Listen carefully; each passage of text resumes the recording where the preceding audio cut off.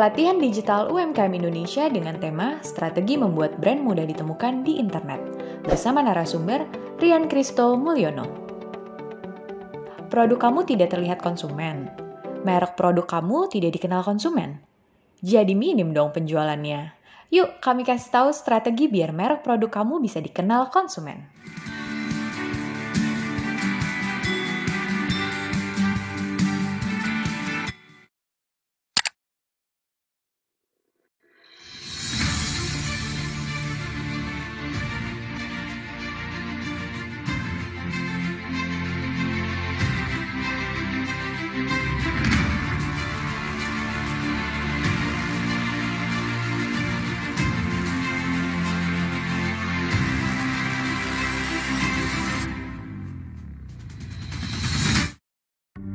Kementerian Koperasi dan UKM mencatat adanya kenaikan penjualan melalui platform e-commerce. Peningkatan signifikan terjadi sejak awal pandemi. Dibandingkan Januari 2020, penjualan naik 320% pada Maret dan 480% sepanjang April. Dari sekitar 64 juta UMKM di Indonesia, sayangnya baru 13% yang hadir dalam platform digital. Pertama di Indonesia, rangkaian pelatihan digital secara komprehensif untuk UMKM bersama Bakti, Kominfo, IDEA, Bangga Buatan Indonesia. 60 tema pelatihan. Inilah bentuk optimalisasi pembangunan 1.606 Best Transceiver Station atau BTS sinyal dan 7.542 akses internet yang dilakukan Kominfo di Indonesia dan bisa dimanfaatkan UMKM Indonesia. Pelatihan ini menjangkau UMKM di seluruh Indonesia, terlebih daerah tertinggal, terdepan, terluar, serta daerah pariwisata super prioritas.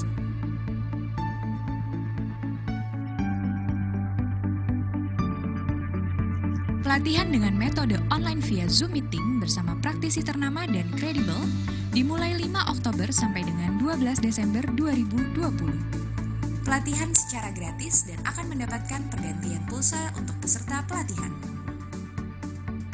Kunjungi www.umkmdigital.kelasbakti.id untuk mengetahui seluruh tema, jadwal, dan narasumber pelatihan. Ayo, gabung sekarang. Diselenggarakan oleh Bakti, Kominfo, IDEA, Bangga Buatan Indonesia. Kominfo, Bakti, dan IDEA dengan bangga mempersembahkan pelatihan digital UMKM Indonesia.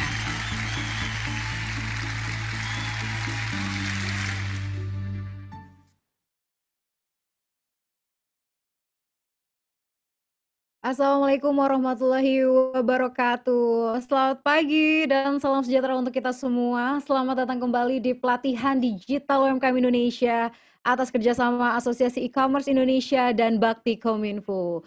Semangat pagi, semangat luar biasa di hari Jumat ini ya Bapak Ibu semua. Hari ini saya selaku MC acara hari ini, Ririn, pada ini ingin menyampaikan terima kasih kembali kepada Bapak Ibu yang telah berpartisipasi pada Jumat hari ini. Semoga Bapak Ibu juga terus bersemangat dan terus mengikuti pelatihan ini sampai dengan selesai. Bapak Ibu semua, kemarin kita sudah membahas nih mengenai pengemasan dan juga mengenai pengiriman barang. Sangat menarik sekali, apalagi untuk Bapak Ibu yang akan mengirim barangnya jauh di seluruh Indonesia.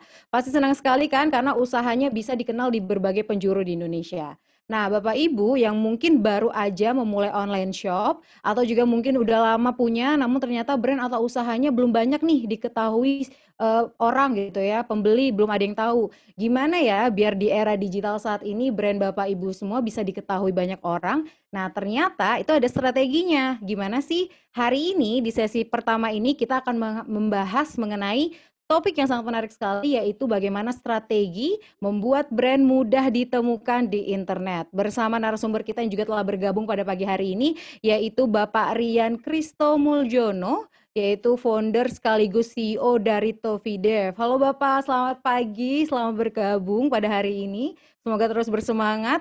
Dan baik Bapak Ibu semua juga harus bersemangat karena sebelum memulai serangkaian pada hari ini, saya tidak akan pernah bosan untuk menyampaikan peraturan atau tata tertib pada saat sesi pelatihan ini berlangsung. Yang pertama Bapak Ibu dapat melihat 3 tombol yang berada di layar Bapak Ibu semua. Ini adalah tombol pertama, tombol chat. Nah, tombol chat digunakan untuk menginformasikan sesuatu dari panelis ke peserta ataupun dari peserta ke panelis. Berikutnya ada tombol raise hand. Tombol raise hand digunakan apabila Bapak Ibu ingin bertanya ataupun ingin mengungkapkan suatu pendapat secara langsung, nanti raise hand, kemudian disetujui oleh moderator dan panelis, baru Bapak Ibu boleh dikatakan berbicara. Dan yang terakhir adalah tombol Q&A. Nah, tombol Q&A ini adalah Bapak Ibu dapat menuliskan pertanyaan yang akan nanti dibacakan oleh moderator, nanti yang dipilih akan dijawab langsung oleh narasumber kita yang telah yang hadir pada pagi hari ini. Begitulah Bapak Ibu, semoga dapat mengikuti dan dapat memahami peraturan pada pagi hari ini dan terus dapat mengikuti sesi pelatihan ini sampai selesai. Karena pada akhir acara nanti Bapak Ibu dapat mengisi survei dan juga absensi online agar Bapak Ibu dapat mendapatkan pulsa dan juga e-sertifikat untuk Bapak Ibu yang mengikuti minimal 70% serangkaian acara webinar dari total sesi pelatihan yang Bapak Ibu daftarkan. Seperti itu, oleh karena itu tetap bergabung bersama kami, ikuti pelatihan ini, ambil ilmunya, serap ilmunya, dan mungkin Bapak Ibu boleh mengambil catatan untuk mencatat hal-hal yang sekiranya penting. Baik, untuk mempersingkat waktu, untuk mengawali serangkaian pada pagi hari ini, tak lupa saya ingin menyapa juga moderator kita yang cantik juga sudah hadir pada pagi hari ini, yaitu Mbak Natali Indri. Halo Mbak, ketemu lagi nih. Halo Mbak Ririn, apa kabar? Baik, Mbak, apa kabar pada pagi hari ini? Baik, semangat. Semangat sekali kayaknya nih Mbak. Yes. Oke, untuk mempersingkat waktu, kami persilakan kepada Mbak Natali Indri. Terima kasih Mbak Ririn. Selamat pagi Bapak Ibu, apa kabar semuanya yang sudah berkumpul di link virtual hari ini?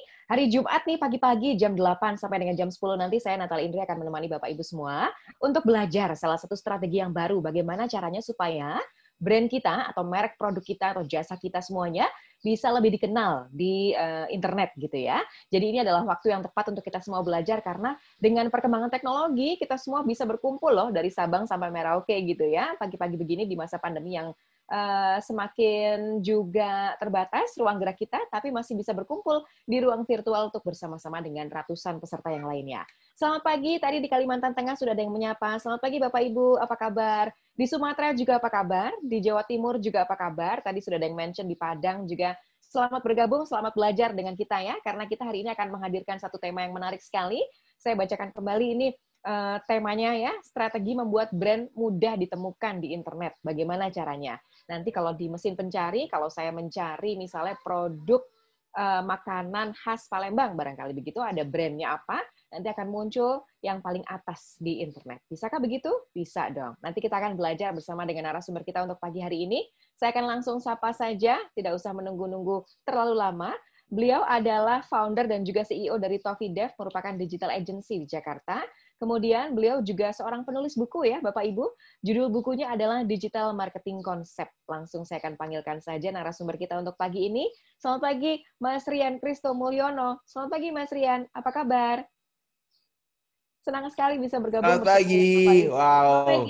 Pagi Mbak Indri. Pagi teman-teman semua dari Sabang sampai Merauke. So excited pagi-pagi mau siap untuk belajar nih. Iya, siap untuk belajar. Sudah ada hampir 400 yang bergabung dan masih akan terus bertambah nih, Mas Rian. Dan kita punya ratusan brand berarti ya. Ratusan brand produk dan juga jasa barangkali yang siap untuk dibantu Mas Rian untuk ngulik gimana strateginya supaya muncul di internet. Bener banget. Dengan lebih gampang gitu. Oke, baik kalau begitu silakan Mas Rian sambil memulai presentasinya, saya juga sambil akan mengingatkan kembali kepada Bapak Ibu, jangan lupa untuk menuliskan pertanyaan di kolom Q&A atau misalkan ingin ngobrol langsung dengan Mas Rian, boleh silakan langsung raise hand, nanti akan saya bantu untuk unmute. Dan kalau begitu silakan langsung Mas Rian, waktu dan tempat kami persilahkan. Terima kasih Mbak Indri. Wow, selamat datang sekali lagi buat teman-teman yang sudah mengikuti acara ini dari Sabang sampai Merauke. Saya bersyukur, itu adalah salah satu hal yang saya syukuri dengan keadaan kita pada saat ini di tengah pandemi. Salah satu yang bisa disyukurin adalah kita bisa belajar, gak perlu keluar jauh-jauh untuk belajar sesuatu hal. Kita tinggal datang ke komputernya kita, ke smartphone, ke tablet, datang belajar dari manapun. Dan kalau sebelumnya kita harus pergi, pelatihan-pelatihan seperti ini biasanya cuma ada di Jakarta, kota-kota besar, Jakarta, Surabaya, Bandung. Dan buat teman-teman di luar dari daerah itu harus terbang, harus nyetir, harus nyiapin waktu minimal 3 hari. Kalau 1 hari trainingnya, besoknya sehari sebelumnya pergi, lalu ikutin pelatihan, besoknya pulang lagi. So, sekarang adalah waktu yang paling tepat untuk kita bisa belajar. Semua yang bisa Anda pelajari banyak banget untuk saat ini, dan terima kasih buat Idea dan Bakti untuk ngebuat acara kayak gini. Jadi kita bakal bisa ngebantuin banyak pebisnis, banyak brand untuk bisa berkembang di dunia online. Dan yang akan kita bahas pada hari ini adalah bagaimana strateginya kita membuat brand kita untuk mudah ditemukan di internet. Karena hal ini penting banget. Penting atau penting? Penting banget. Karena dengan ada banyaknya brand yang ada di luar sana, kayak di acara kita kali ini aja ada berapa?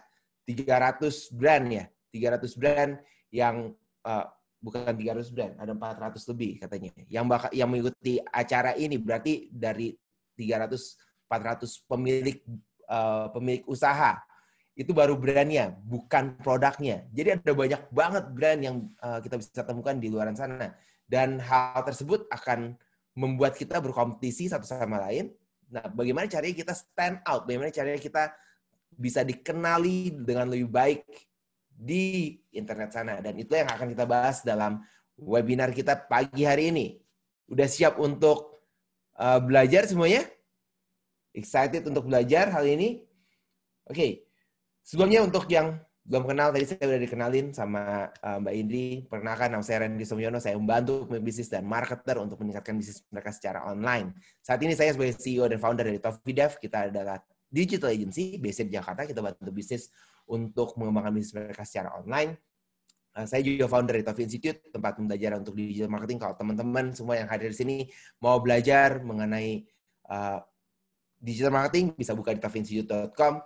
Dan saya juga penulis buku, judulnya adalah Digital Marketing Concept. Buku ini diterbitkan sekitar 2 tahun lalu, di mana saya membahas mengenai digital marketing. Karena saya mulai digital marketing itu dari 2007 sampai sekarang, 2020, baru sekarang ini yang diminta, benar-benar diminta, mau dong belajar digital marketing, gimana caranya belajar digital marketing. Dan saya luncurkan buku ini di 2018. Pada saat itu, baru mau naik, baru mau mulai bagaimana orang bisa menggunakan digital, menggunakan internet untuk berpromosi, dan sekarang baru semua bisnis butuh masuk ke digital. Jadi dengan keadaan yang ada sekarang, malahan mendorong kita untuk masuk ke online lebih cepat daripada sebelumnya. Dan di buku ini saya membahas mengenai dasar-dasar dari digital marketing, karena kalau kita nggak tahu konsep dasarnya itu seperti apa, maka akan sangat sulit untuk kita masuk ke dunia online. Betul. Ya, kalau kita nggak tahu gimana cara berbisnis, maka kita gimana cara mulai bisnisnya? Pasti mentok kanan kiri, harus bertanya sana sini. Dan di buku ini tujuannya adalah bagaimana kita bisa belajar konsep dasar dari digital marketing itu sendiri. Dan mungkin nanti saya bisa bagi-bagi, kalau ada waktu saya bisa bagi-bagi bukunya untuk beberapa teman-teman yang ada di sini. Saya juga inisiator dari SEOCon. SEOCon adalah Search Engine Optimization Conference, satu konferensi yang membahas mengenai SEO, satu bidang di dunia digital marketing. Saat ini adalah digital SEO conference terbesar di Southeast Asia, sekitar 1.500 orang kemarin datang ke dalam acara ini untuk berbagi, untuk belajar, dan ada 25 expert yang berbagi di dalam acara ini. So it's exciting event. Tapi pada saat itu ini di Jakarta, jadi semua orang harus datang ke Jakarta. Mudah-mudahan kita bisa bikin yang virtualnya untuk tahun depan. Dan ini ada beberapa klien yang kita akan bahas, beberapa klien yang saya pernah bantu di dalam bisnisnya mereka, terutama di dunia digital marketing. Tapi untuk hari ini, kenapa saya tunjukin semua ini? Karena untuk memberitahukan pada teman-teman semua siapa saya. Tapi yang lebih penting dari hari ini adalah bagaimana kita membuat strategi untuk membuat brand kita mudah ditemukan di internet. Karena ini penting bukan buat saya, tapi penting untuk teman-teman sini yang mengikuti webinar kali ini. Siapa yang mau brandnya lebih mudah ditemukan di internet? Katakan saya. Oke. Kalau misalnya teman-teman mau brandnya di internet, apa aja yang perlu dilakukan? Dan dalam waktu yang saya miliki, sekitar 2 jam, saya akan membahas beberapa hal. Ini adalah yang akan kita pelajari dalam 2 jam ke depan. Mengenal perjalanan pelanggannya kita gimana, menemukan siapa pelanggan utama kita, membangun branding, awareness, dan positioning, mengenal digital asset dan dalam pemasaran online, strategi membuat konten dalam aktivitas pemasaran online, dan yang terakhir, yang paling penting adalah langkah demi langkah untuk mengaktifasi pemasaran bisnis secara online agar mudah ditemukan. Kita siap untuk mulai? Oke? Right. Kita mulai sekarang. Mengenal perjalanan pelanggannya kita. Apa sih ini maksud dengan perjalanan pelanggannya kita? Setiap pelanggan, sebelum mereka beli produknya kita, mereka akan melewati beberapa tahapan. Tahapannya apa aja? Ini adalah tahapan perjalanan pelanggan sebelum era konektivitas, sebelum era internet. Ada yang disebut dengan 4A. Apa namanya? 4A. Oke. Apa aja itu 4A? Yang pertama adalah aware. Jadi pada saat pelanggan belum tahu produknya kita, mereka akan aware terlebih dahulu tentang produknya. Bagaimana cara membangun awareness? Ya, bagaimana membangun aware dari pelanggan? Ya, kalau kita lihat iklan, kita lihat billboard, kita ada banner, itu adalah satu strategi untuk membangun aware. Jadi orang aware, oh ada produknya, oh ada produknya kita, tuh, oh ada produk A, ada produk B, ada produk C, ada produk D. Oke.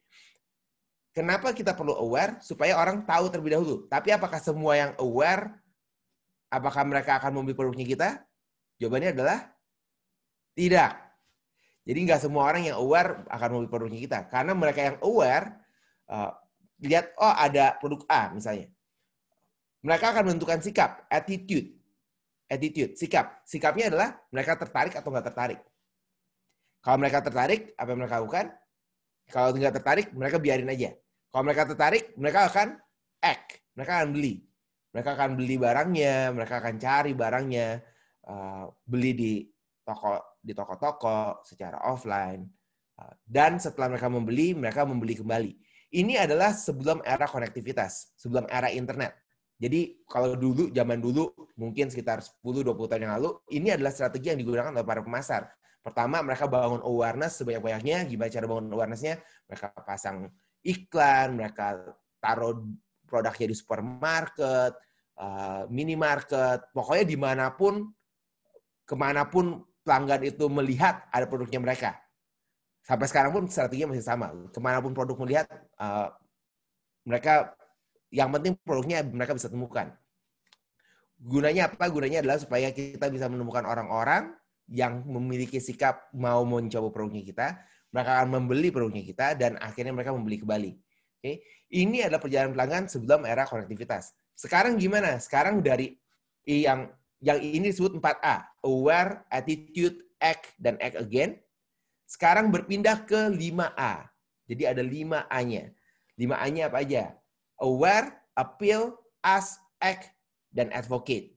Apa? Yang pertama adalah tetap aware. Kita membangun awareness supaya orang tahu tentang produknya kita. Lalu mereka tahu apakah produk kita menarik nggak buat mereka. Jadi bukannya sikap untuk mau atau enggak, tapi produk kita itu menarik atau enggak. Karena begitu mereka tertarik dengan produknya kita, mereka akan melakukan ask. Mereka akan bertanya, oh produknya itu kayak apa sih? Gimana caranya bertanya? Secara online. Apa yang kita lakukan pada saat kita mau bertanya secara online? Ayo. Pada saat kita bertanya secara online, oke, sebentar. Yang kita lakukan pada saat orang bertanya secara online adalah mereka cari di sosial media, mereka cari di Google, mereka cari di YouTube. Produk A reviewnya gimana sih? Produk B reviewnya gimana sih? Apa sih yang orang bicarakan tentang produk ini? Bagus gak ya? oke gak nih buat kita gunakan sebelum beli, gak beli kucing dalam karung istilahnya ya. Jadi oke gak nih produknya, bisa dipakai atau enggak, kata orang-orang itu seperti apa. Nah, setelah mereka menemukan jawaban-jawabannya, baru mereka tentukan, oke, kayaknya produknya bagus nih, saya akan beli deh produknya. Mereka akan act. Nah, yang berubah lagi adalah setelah mereka act ini artinya mereka membeli. Kalau sebelumnya mereka beli lagi, sekarang mereka setelah mereka beli, mereka melakukan advocate.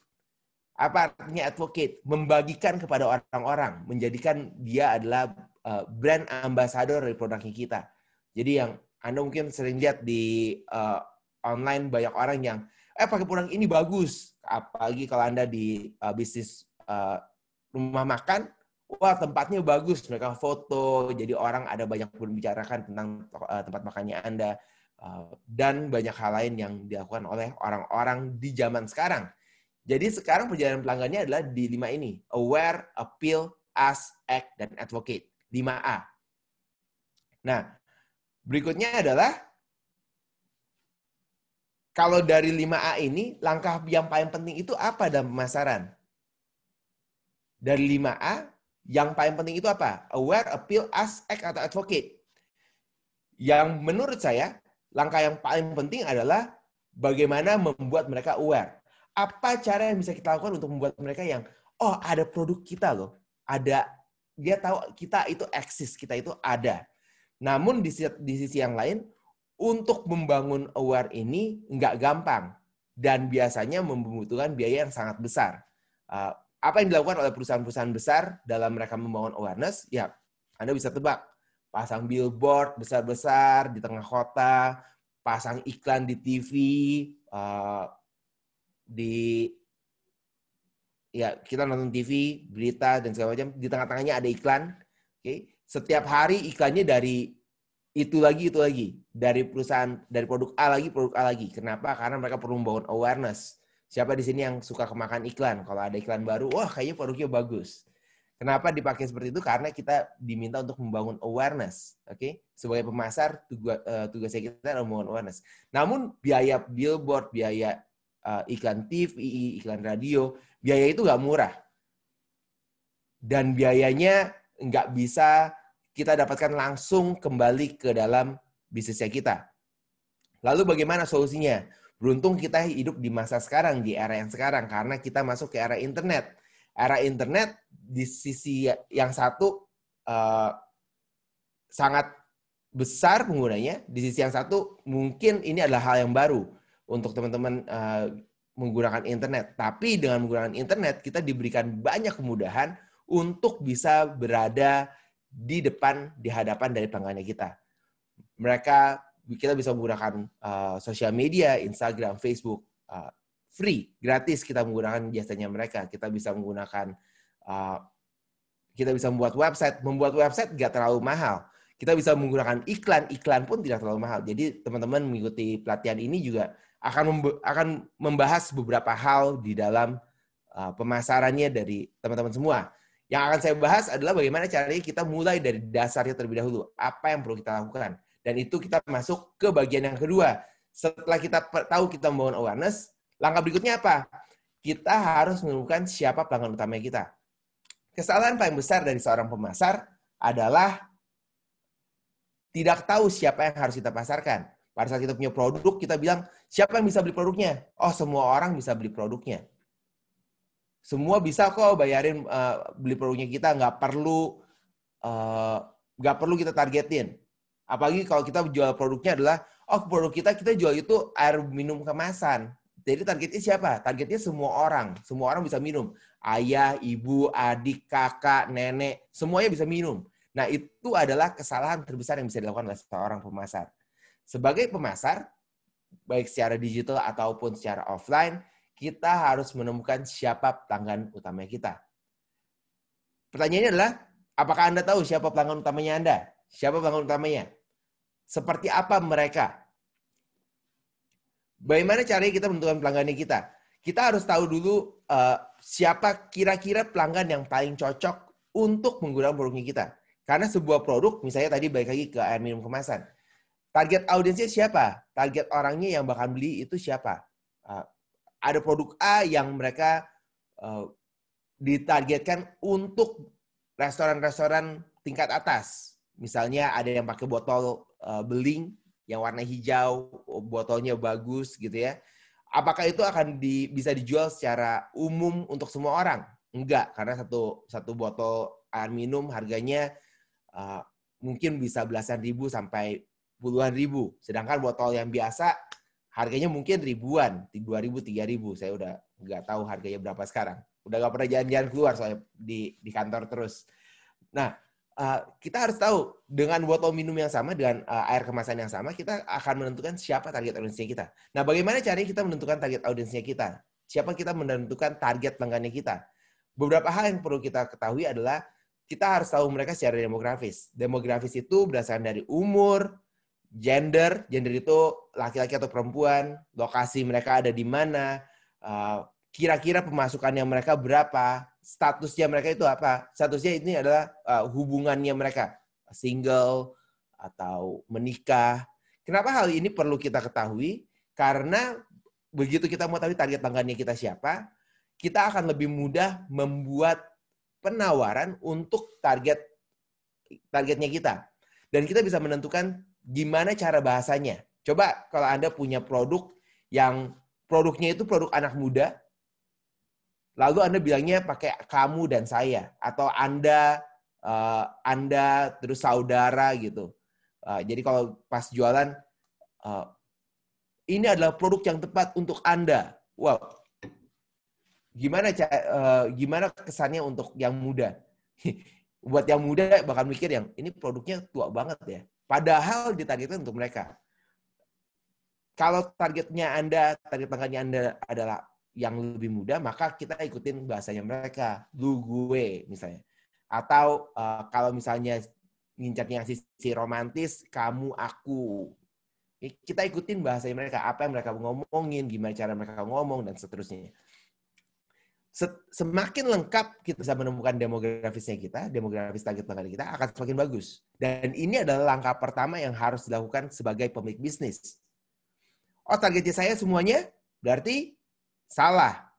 Oke, bukannya salah. Saya nggak bilang bahwa itu akan salah, karena ada beberapa produk yang menargetkan untuk semua kalangan. Anda juga tahu ada beberapa produk yang, itu adalah bisa digunakan untuk semua kalangan. Terus kenapa saya harus memilih satu untuk kita mulai? Karena kebanyakan yang bisa menargetkan untuk semua kalangan akan masuk ke dalam budget marketing yang luar biasa besar.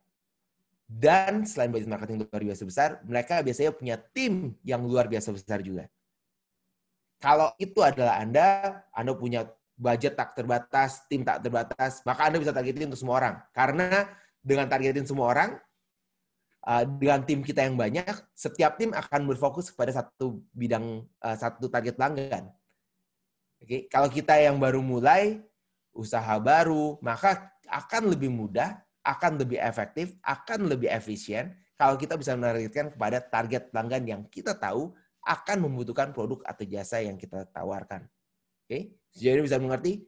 Oke, jadi yang pertama, tugasnya Anda adalah menentukan demografis dari pelanggannya kita itu seperti apa. Umurnya mereka, gender, lokasi, income, status. Nggak sampai di situ aja. Setelah kita menemukan umur, gender, lokasi, income, status, kita mengerucutkan lebih kecil lagi. Mengerucutnya apa? Kita bisa targetin dari goals grid-nya. Goals grid-nya apa? Kita melihat dari rasa sakit atau frustasinya mereka, rasa takut dan implikasinya mereka, goals dan keinginannya mereka, impian dan aspirasinya mereka. Jadi dari pelanggannya kita, rasa sakit dan frustasinya mereka itu apa? Sehingga membutuhkan produknya kita. Rasa takut dan implikasinya itu apa? Kalau enggak menggunakan produknya kita. Atau kalau tidak mencapai goals-nya mereka. Karena setiap orang akan punya satu tantangan, satu masalah, satu masalah yang bisa dipecahkan dengan produk atau jasa yang kita tawarkan. Kalau produk atau jasa Anda nggak bisa memecahkan masalah, maka Anda punya produk yang salah. Produk dan jasa yang Anda buat pasti memecahkan masalah tertentu. Nah, Anda harus mengetahui, oke, kalau gitu dengan produknya saya, apa yang saya bisa tawarkan kepada mereka. Contohnya misalnya, saya kasih contoh yang ada di tangan saya, yaitu tumbler, botol minum. Okay? Rasa sakitnya kalau yang nggak pakai tumbler ini apa? Frustasinya apa? Oh, bisa dibikin kalau target, tergantung dari target audiensnya kita. Kita mau targetin audiensnya itu apa? Saya banyak sedikit. Kalau saya jualannya tumbler, siapa yang saya targetin untuk menjual tumbler ini? Bisa jadi, oh saya akan targetin untuk orang dewasa. Saya akan targetin untuk anak kecil. Kalau orang dewasa, maka saya harus mengetahui desainnya adalah untuk orang dewasa. Anak kecil, desainnya seperti ini, kemungkinan besar anak kecil nggak bakalan suka. Berarti nggak cocok untuk jualan tumblernya untuk anak kecil. Betul. Kalau anak kecil harus gambarnya itu ada gambar kartun, gambar hal-hal yang disukai sama anak kecil. Kalau dewasa, ya ada macam-macam lagi. Dewasa pun ada dua, laki-laki sama perempuan. Kalau perempuan apa? Perempuan modis. Oh, kalau pakai tumbler ini kelihatannya keren. Kalau laki-laki bisa tahan panas, tahan dingin. Oke, karena laki-laki biasanya lebih teknikal, lebih ke teknis. Oke, kalau misalnya botol minumannya jelek, tapi dibilang bisa tahan dingin 24 jam atau 48 jam. Oh, mereka lebih, kayaknya bagus gitu ya. Kalau yang perempuan, yang penting modis. Nah, itu pun kita punya masalah yang berbeda-beda. Jadi kita harus tentukan kalau kita mau jual tumbler ini, kita targetinnya itu ke siapa. Oke. Lalu, setelah kita mengetahui siapa yang kita akan jual, misalnya saya akan jual kepada laki-laki pecinta kopi. Rasa sakitnya apa? Frustasinya mereka apa? Rasa sakitnya adalah kalau salah pilih tumbler, rasa kopinya nggak enak. Misalnya. Rasa takutnya mereka adalah kalau rasa sakitnya kopinya gak enak maka gak bisa diminum. Takutnya adalah kalau nggak minum kopi energinya hari itu jadi habis. Nah itu adalah bagaimana kita menentukan siapa targetnya kita dan apa yang bisa kita cater, apa yang bisa kita berikan dari produk yang kita punya. Goals-nya mereka apa? Keinginan mereka apa? Oh, goals-nya itu adalah supaya minum kopinya enak. Impiannya mereka adalah mereka mau minum kopi kapanpun dengan rasa yang enak. Misalnya seperti itu. Oke? Saya hanya bikin dengan cepat untuk kesempatan kita sekarang. Selain dari demografis, lalu goals grid, Anda juga bisa masukkan, menentukan target pelanggan Anda dari psikografis. Psikografis ada macam-macam. Ada interest, ada expert yang mereka ikuti siapa, penulis buku favorit mereka siapa, tools atau software yang mereka gunakan itu apa, publikasi yang mereka baca itu apa, asosiasi yang mereka ikuti apa, grup mereka berada di mana, produk yang mereka beli itu apa. Oke. Jadi semua ini Anda bisa isi salah satu, Anda bisa isi semua, lebih bagus. Semakin lengkap yang kita bisa isi di dalam target pelanggannya kita, akan memudahkan kita untuk memecahkan masalah mereka dan untuk menjual produknya kita. Karena yang dibeli sama orang, sekali lagi adalah yang bisa memecahkan masalahnya mereka. Apapun tantangannya mereka. Mau jadi lebih bagus, mau lebih keren, mau lebih... beberapa bilang FOMO, pernah dengar FOMO? FOMO, fear of missing out, takut ketinggalan. Semuanya itu adalah tantangan yang pelanggan kita hadapi dan kita datang untuk memberikan solusi dari tantangan mereka. Okay. Jadi semua ini bisa Anda isi satu persatu dan Anda lengkapi. Kenapa hal ini sangat penting? Karena hal ini kita lengkapi semuanya. Hal ini penting untuk membuat pesan pemasaran yang tepat dan sesuai kepada target audiens kita. Seperti tadi saya sudah bilang, kalau kita targetingnya ke laki-laki, suka kopi, dan carinya yang secara teknologi lebih baik, maka pesan pemasarannya apa? Pesan pemasarannya adalah desainnya cantik. Enggak. Pesan pemasarannya adalah botol minum tahan dingin 4 hingga 48 jam. Atau tahan panas hingga 48 jam misalnya. Nah, itu adalah pesan yang kita berikan kepada target pelanggannya kita. Dan hal ini juga penting untuk mengetahui di mana mereka berada. Kalau laki-laki suka kopi, mereka biasanya nongkrongnya di mana? di mall. Bukan, nongkrongnya di tempat kopi. Oke? Mereka kumpulnya di kumpulan apa? Kumpulan pecinta sepak bola. Bukan, mereka sukanya di tempat pencinta kopi, biji kopi dan segala macam. Jadi di mana mereka berada, Anda bisa menawarkan. Anda bisa nggak jualan botol minum kepada mereka yang suka sepak bola? Bisa, tapi pesannya harus sesuai dengan sepak bola. Misalnya apa? Oh, mudah untuk digunakan pada saat istirahat, minumnya nggak tumpah kemana-mana. Wah, itu ada pesannya yang Anda tawarkan kepada mereka. Oke? Dan setelah kita mengetahui pesan pemasaran yang tepat, mengetahui mereka ada di mana, hal itu akan membuat pemasaran kita lebih efektif dan efisien. Karena kita tawarin kepada yang suka kopi, mereka minum kopi, mereka selalu bawa kopi kemanapun, kita tawarin botol minum kita. Nih, pakai botol minum ini, bisa tahan 48 jam, kopinya tetap enak, ada teknologi di dalamnya yang membuat kopinya lebih fresh setiap hari. Wah, oke. Harganya sekian. Dibandingkan kalau kita jualan kepada mereka yang suka sepak bola, terus kita bilang, ini ada botol minum untuk pecinta kopi. Buat mereka yang, oke, tapi saya sukanya sepak bola. Ya kalau jualan sama sepak bola, mungkin ada logo klub sepak bola favoritnya mereka, dan seterusnya. Oke? Nah, ini adalah langkah-langkah yang perlu kita lakukan. Langkah pertama banget pada saat kita memulai pemasaran. Beberapa pertanyaan yang sering ditanyakan mengenai hal ini. Kalau Anda punya pertanyaan mengenai topik ini, Anda bisa masukkan di kolom chat. Saya akan lihat kalau ada 1 atau 2 pertanyaan yang berhubungan dengan topik menemukan target pelanggan. Saya akan mencoba menjawabnya langsung. Oke? Anda bisa masukkan di kolom question and answer, Q&A. Ini ada pertanyaan yang kalau saya membawakan materi ini, biasanya ditanyakan seperti ini. Bagaimana kalau target pelanggannya saya lebih dari 1? Kalau target pelanggannya lebih dari 1, Anda fokuskan kepada yang paling menguntungkan terlebih dahulu. Kira-kira menurut Anda yang mana yang akan lebih mudah untuk dijual? Karena setiap dari kita punya target audiens yang berbeda. Dan kalau Anda adalah penjualnya, maka Anda punya target market favorit. Misalnya contohnya, kalau saya lebih suka kalau ngomongin yang santai, saya lebih suka ngomong sama yang laki-laki. Kenapa? Karena lebih gampang ngomongnya. Kalau ngomongnya sama perempuan, akan lebih sulit. Oke? Tapi itu adalah preferensinya saya. Ada beberapa yang lebih suka ngomongnya sama perempuan dibandingkan dengan laki-laki. Ada yang lebih suka ngomongnya dengan yang lebih tua dibandingkan dengan yang lebih muda. Nah, siapa target pelanggan yang menurut Anda paling bisa dekati? Pilih dari situ terlebih dahulu. Oke? Nah, baru berikutnya setelah Anda bisa menjual kepada mereka, karena target pelanggan ini akan punya satu market size, satu ukuran pasar. Ada yang ukuran pasarnya sangat besar, ada yang ukuran pasarnya sangat kecil. Contohnya, kalau Anda jualan kopi 10 tahun yang lalu, nggak akan bisa menjual kopi sebanyak saat ini.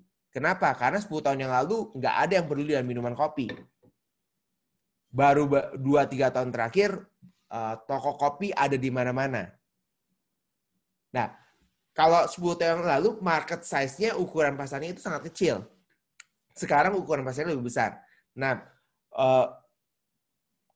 pada satu titik, kalau misalnya Anda udah jualan kopi dari 10 tahun yang lalu, maka Anda hanya bisa menargetkan pada target audiens yang nggak begitu besar. Oke. Nah, di situ baru Anda masuk ke target pelanggan yang lain. Oke. Kalau misalnya target marketnya udah penuh, Anda udah ada di mana-mana di tengahnya mereka, baru kita pindah ke target pelanggan yang lain. Kalau belum, stick tetap ke satu target pelanggan yang Anda pilih. Bagaimana kalau target pelanggan saya tidak ada di dunia online? Nah, ini juga pertanyaan yang bagus. Saat ini kita semua masuk ke dunia digital marketing. Kalau gimana kalau target market pelanggannya nggak ada di dunia online? Apa yang perlu saya lakukan? Jawabannya adalah Anda tetap harus ada di dunia online karena marketnya akan lebih besar dari sebelumnya. Seperti tadi saya contohin, kalau 10 tahun yang lalu yang pecinta kopi nggak terlalu banyak, sekarang lebih banyak. Okay. Tapi kalau misalnya 10 tahun yang lalu Anda sudah ada di dunia online, maka hasilnya akan lebih bagus. Dibandingkan dengan sekarang baru masuk ke dunia online akan lebih sulit. Hal yang sama kalau misalnya Anda di dunia properti. Dunia properti saya udah ngomongin tentang dunia properti. Ada beberapa perusahaan properti yang tanyain kepada saya minta bikin in-house training. Pertanyaan itu cuma satu benernya. Gimana caranya jualan properti secara online? Jawabannya adalah nggak bisa kalau 5 tahun, 6 tahun yang lalu. Nggak bisa. Udah jawabannya ya nggak bisa. Jadi yang bisa mereka lakukan adalah mereka membangun eksistensi mereka membangun brandnya mereka secara online, tapi nggak bisa jualan secara online. Karena target marketnya belum ada. Sekarang bagaimana? Sekarang sudah mulai masuk. Okay? Tapi belum bisa yang 100% masuk ke dunia online. Okay? Nah, itu adalah yang perlu kita ketahui. Jadi, apakah perlu masuk ke dunia online? Jawabannya adalah sangat perlu. Bagaimana caranya kalau pelanggan kita nggak ada, kita ada dulu. Nanti 2 tahun lagi, setahun 2 tahun lagi, baru brand kita akan muncul di permukaan. Oke? Kalian coba lihat dari Eno. Ini ada pertanyaan dari Eno. Bagaimana cara menentukan target pelanggan yang tepat dan potensial apabila segmen target market produk sebenarnya luas? Kebetulan produknya adalah makanan olahan, semacam lauk ayam suwir, kering dan basah, di mana produk ayam suwir kering bisa untuk anak kos, santri, dewasa, anak-anak laki-laki dan perempuan, balita sampai tua. Wah, ini ayam suwir, this is good, contoh yang bagus. Tapi menentukan pelanggan yang tepat dan potensial bagaimana caranya supaya pemasarannya lebih mengena. Nah, karena ini produknya spesifik, ayam suwir. Oke. Nah, ayam suwir, siapa yang kira-kira suka ayam suwir? Oke, di sini ada bilang ada anak kos, santri, dewasa, anak-anak, laki-laki, perempuan sampai balita sampai yang tua. Nah, kita mau pesan pemasarannya itu apa? Karena kalau misalnya anak kos bisa bilang makanan darurat kalau tidak ada makanan di rumah saat kos, atau makanan akhir bulan. Biasa anak kos suka gitu ya. Siapa di sini yang ngekos, yang pernah ngekos? Akhir bulan itu budgetnya semakin tipis, maka perlu makanan yang lebih instan atau lebih murah bisa dimakan. Nah, pesannya kita buat anak kos akan berbeda sama buat ibu-ibu yang punya anak. Ayam suwir sehat untuk anak, bergizi, bermanfaat, bisa dimakan kapan saja. Oke. Maka kalau kita ngomongnya sama ibu-ibu, bilangnya apa? Makanannya bagus untuk anak. Ya. Kalau untuk yang dewasa, untuk yang tua, makan ayam suwir enggak sekeras makan ayam yang sebenarnya. Jadi tanpa gigi pun bisa makan, misalnya. Nah, pesan-pesan itu yang kita masukkan ke dalam pemasaran kita. Produknya boleh sama, tapi pesannya kita yang berbeda. Nah, tantangannya adalah kalau kita tadi kan, misalnya targetin ke anak kos, santri, dewasa, anak-anak, laki-laki. Kebanyakan dari kita bikinnya pemasarannya adalah satu aja. Oh, ayam suwir, enak, murah, bergizi. Ya udah, berarti semuanya bakal lihat enak, sehat, bergizi. Semua ngelihat produknya. Oke, kan tadi aware kan? Aware, terus apa? Berikutnya, saya balikin kesannya. Setelah mereka aware, appeal atau enggak? Mereka lihat ayam suwir enak, sehat, bergizi. Appeal enggak? Buat pelanggannya kita. Ada beberapa, ada yang appeal, ada yang enggak appeal. Oke? Jawabannya adalah itu. Oke? Tapi kalau misalnya kita bilang ayam suwir enak, sehat, bergizi untuk anak. Kira-kira yang ngelihat adalah ibu-ibu. Kira-kira appeal atau enggak buat ibu-ibu itu? Buat ibu-ibu itu appeal, buat yang laki-laki enggak begitu appeal mungkin. Atau buat yang anak kos enggak appeal. Oke? Tapi kalau kita udah appeal, kita udah tertarik, kita udah ibu-ibu itu udah tertarik dengan produknya kita, maka kita bisa menawarkan dengan lebih efisien. Targetnya kita itu aja dulu. Satu itu dulu. Yang mana yang harus kita pilih? Sekali lagi, sesuai dengan target audiensnya kita. Sesuai dengan background-nya dari Anda. Anda bisa lihat dari sekitarnya Anda. Mungkin dari Eno, dari Ibu Eno bisa lihat dari sekitarannya, dari network-nya, dari jaringannya. Kira-kira yang paling banyak itu siapa ya? Yang paling banyak itu apa ya? Jadi pada saat kita promosi pun, kita targetin sesuai dengan yang paling banyak dari grupnya kita. Oke? Mudah-mudahan itu menjawab. Saya akan masuk ke pertanyaan yang lain nanti. Kita akan masuk ke langkah yang berikutnya. Yang berikutnya adalah setelah kita menemukan siapa pelanggannya kita, baru kita membangun branding, awareness, dan positioning. Hal ini nggak kalah pentingnya untuk membangun brandnya kita supaya ada di mana-mana. Kalau tadi kita lihat dari siapa target audiensnya kita, sekarang kita harus bangun siapa Anda. Oke, kita udah tahu targetnya kita adalah laki-laki suka kopi.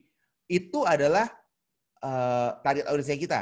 Oke, bagaimana caranya supaya kita tertarik, supaya brand kita menarik untuk orang-orang tersebut, menarik untuk target audiensnya kita. Untuk membangun hal tersebut, kita menggunakan branding, membuat produk kita supaya dikenal sama mereka. Dan untuk kita di bisnis, untuk kita di apapun jenis bisnis Anda, branding adalah salah satu strategi yang sangat penting untuk Anda terapkan di dalam bisnisnya Anda. Mungkin ada pelatihan branding yang dilakukan di dalam pelatihan kita kali ini. Anda wajib mesti kudu ikut pelatihan tersebut. Okay? Kalau nggak ada, Anda cari tempat lain untuk belajar branding. Kenapa? Karena branding adalah yang menentukan bagaimana bisnis kita bisa besar atau tidak. Apakah bisnis kita masuk ke perang harga atau tidak. Kalau Anda ingin masuk ke perang harga, maka Anda nggak usah pakai branding. Kalau Anda ingin keluar dari perang harga, Anda harus menggunakan branding. Nah, bagaimana caranya kita membuat branding untuk bisnisnya kita, perusahaannya kita? Ada beberapa hal, ada 4 elemen yang dasar yang bisa saya bagikan dalam materi kita pagi hari ini. Ada yang pertama adalah company value, visi dan misi. Yang kedua adalah logo. Ketiga adalah slogan. Yang keempat adalah warna. Oke, 4 elemen ini adalah elemen-elemen penting dalam kita melakukan branding. Kita akan bahas dari awal. Yang pertama adalah company value, vision, dan mission. Bagaimana kita menentukan perusahaan yang berhasil ataupun perusahaan yang gagal? Bagaimana kita memilah apakah perusahaan itu akan berhasil atau perusahaan itu nggak akan berhasil di masa depan? Kita lihat dari yang namanya value, vision, dan mission. Semua perusahaan, semua bisnis yang mau menjadi besar, mereka pasti punya company value, company vision, dan company mission. Kalau perusahaannya adalah Anda, maka Anda harus punya value, visi, dan misi. Value itu adalah nilai-nilai yang Anda pegang. Nilainya itu apa? Oh, produknya saya itu berkualitas tinggi, misalnya. Menggunakan bahan-bahan terbaik. Itu ada value-nya. Okay? Kalau value-nya menggunakan bahan-bahan terbaik, maka pada saat orang ngelihat produknya mereka tahu bahwa produk Anda menggunakan bahan-bahan terbaik. Pada saat Anda melanggar dari value-nya Anda, jadi misalnya, lagi masa resesi, bahan baku naik semua. Anda menurunkan kualitas dari produknya Anda, maka value-nya Anda langgar. Dan kalau value tersebut Anda langgar, produk tersebut akan mulai ditinggalkan sama orang-orang. Okay? Jadi company value, nilai yang Anda pegang untuk perusahaan Anda, itu sangat penting. Anda harus memiliki company value-nya Anda apa? Okay? Visi dan misi, Anda melihat perusahaan Anda itu seperti apa. Kenapa ini penting? Karena pada saat kita mulai, kita pasti ingin bisnis kita sangat besar. Namun beberapa dari kita melihat beberapa dari kita akan kesulitan untuk melihat 3 tahun lagi kita di mana ya? 5 tahun lagi itu kita bakal perusahaannya seperti apa ya? Okay. Nah, ini adalah saat yang tepat untuk Anda membangun visi dan misi dari perusahaannya Anda. Karena hal tersebut gak gampang, seperti yang saya bilang. Ada beberapa dari kita bisa melihat 5-10 tahun ke depan.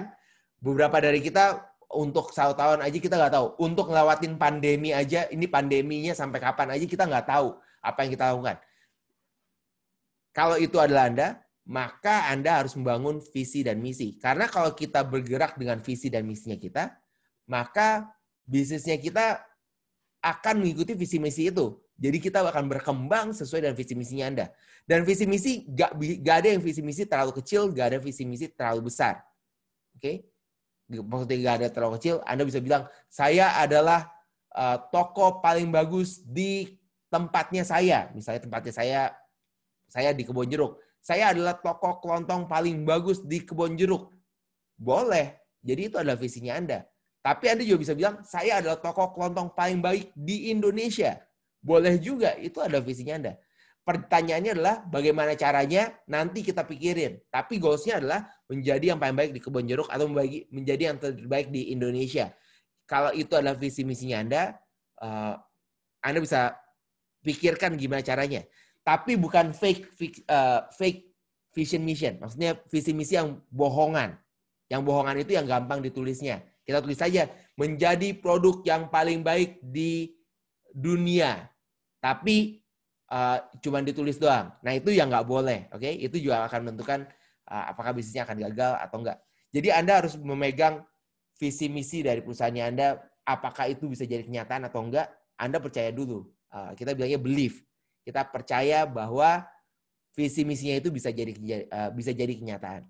Oke? Itu adalah yang pertama. Kenapa elemen branding ini penting? Karena dari elemen branding itu akan tercermin. Tercerminnya kemana? Tercerminnya ke dalam company logo yang akan kita buat. Siapa dari Anda yang sudah punya logo? Sudah punya desain gambar brandnya Anda? Okay. Company logo harusnya tercermin dari visi dan misinya. Okay. Dari company value-nya. Ada beberapa jenis logo yang bisa kita buat. Untuk Anda yang belum buat logo, atau lagi ngeliat logonya Anda, ini adalah beberapa logo yang bisa saya perkenalkan. Setidaknya ada 6 jenis logo yang bisa kita buat. Apa aja? Yang pertama adalah logo yang bentuknya adalah kata-kata.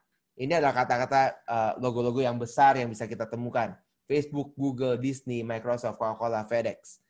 Dan hal ini, kenapa bagian ini penting? Karena ini adalah bagian dari kita membangun awareness. Kalau Anda lihat dari jauh, ada logo yang tulisannya C-O-C-A, Cola gitu ya. Nah, Anda udah tahu bahwa itu adalah brandnya Coca-Cola. Bahkan dengan logo yang sama, tulisan yang sama, ada banyak orang ganti tulisannya. Oke, ganti artinya bukan Coca-Cola. Tapi begitu dilihat sekilas, yang Anda ingat adalah Coca-Cola. Oke. Disney juga sama, Microsoft banyak juga digunakan. Ini adalah bagaimana kita membangun logo berdasarkan dari tulisan dari brandnya kita. Ada jenis logo yang lain adalah pictorial form logo. Jadi berdasarkan dari gambar. Di sini contohnya kayak Apple. Apple logonya adalah buah apel. Puma logonya adalah gambar puma, binatang puma. Ada shell, gambarnya adalah kerang. Oke. Ini adalah mencerminkan bisnisnya Anda. Kalau tadi ayam suwir, dia gambarnya misalnya pictorialnya adalah ayam misalnya. Lalu ada jenis logo yang lain, ada yang abstrak. Abstrak itu nggak tahu deh datangnya dari mana, datangnya dari ilham. Contohnya Nike misalnya, Nike, oke? Swish, ya kan? Apa hubungannya Nike dengan swish, dengan centang? Nggak ada. Dibuat abstrak. Pokoknya dibuat sama yang bikin desain logo. Ini kayaknya logonya bagus. Oke. Adidas, kenapa Adidas 3 strip? Wow. Saya nggak tahu asal-muasalnya kenapa 3 strip jadi Adidas. Oke. Lalu letter dari logonya. Jadi huruf awal dari perusahaannya kita. Suzuki S gitu ya.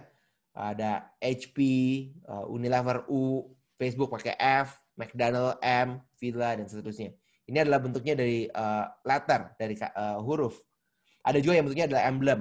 Biasanya bola, di sini ada otomotif, UPS, Lamborghini, emblem logo. Dan ada karakter, maskot, Michelin, Kentucky, Starbucks, dan seterusnya. Nah, ini adalah contoh-contoh logo yang bisa Anda buat untuk bisnisnya Anda. Dan kalau Anda lihat dari semua contoh logo yang saya tunjukkan, itu mencerminkan bisnisnya mereka itu apa? Satu yang diingat pada saat kalau saya bikin logo, saya beberapa kali bikin logo,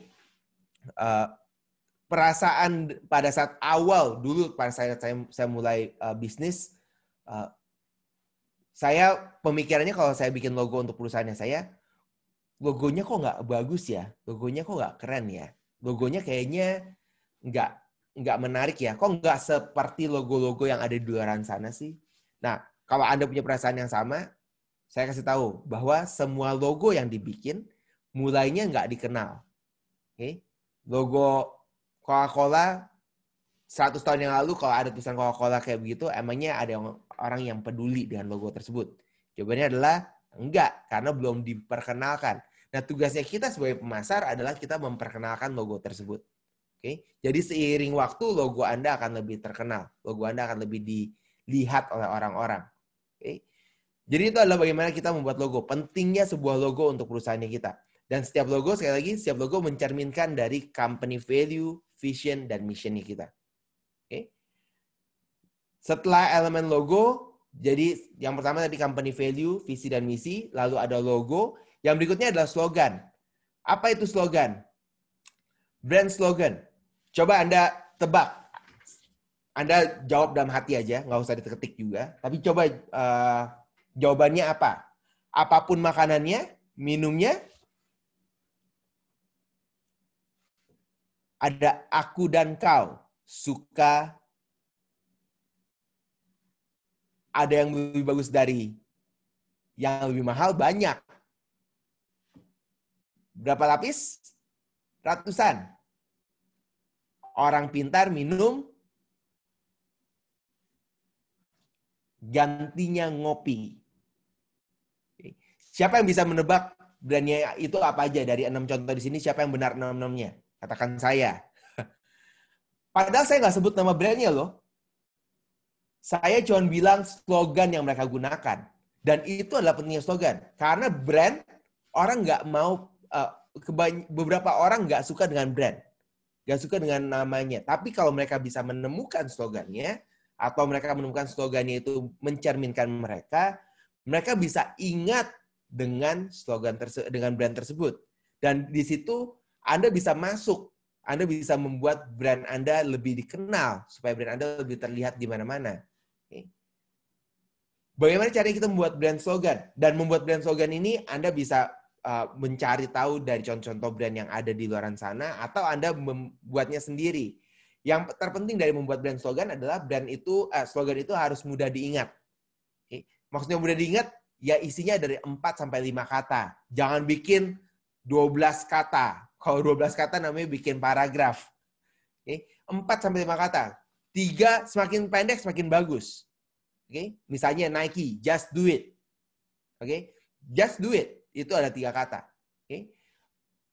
Dan brand slogan ini harus digunakan setiap kali untuk membangun awareness-nya kita. Karena balik lagi, tugas goals kita adalah nanti setelah ini saya akan tunjukkan bagaimana cara kita bisa berada di mana-mana. Jadi ini baru pemanasan nih, baru awal. Baru kita gimana sih caranya kita bangun awareness. Nah, ini baru awalnya, oke? Tapi sebelum kita membangun awareness supaya brand kita ada di mana-mana, hal ini harus dilakukan terlebih dahulu supaya kita lebih efektif dan lebih efisien. Oke? Jadi brand slogan ini harus digunakan untuk membangun awareness-nya kita. Dan brand slogan ini sekali lagi mencerminkan kepribadian dari bisnisnya kita. Mencerminkan dari value, company value-nya kita. Vision dan mission. Jadi itu ada yang ketiga. Kita perlu membuat brand slogan dan slogan. Selanjutnya, yang ini gak kalah penting. Karena bagian ini masih sangat sedikit digunakan oleh banyak pebisnis. Dan ini adalah kesempatan Anda untuk mengambil kesempatan untuk saat ini untuk membangun berdasarkan dari brand color. Warna dari brandnya Anda.